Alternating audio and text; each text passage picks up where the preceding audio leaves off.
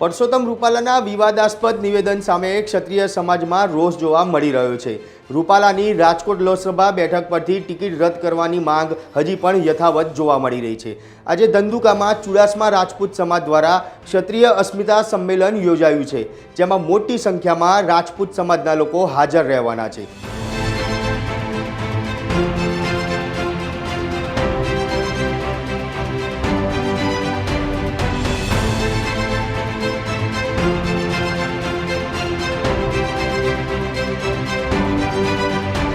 ગોતા રાજપૂત ભવનથી ધંધુકા સુધી રાજપૂત સમાજના લોકો કાર રેલી પણ યોજવાના છે।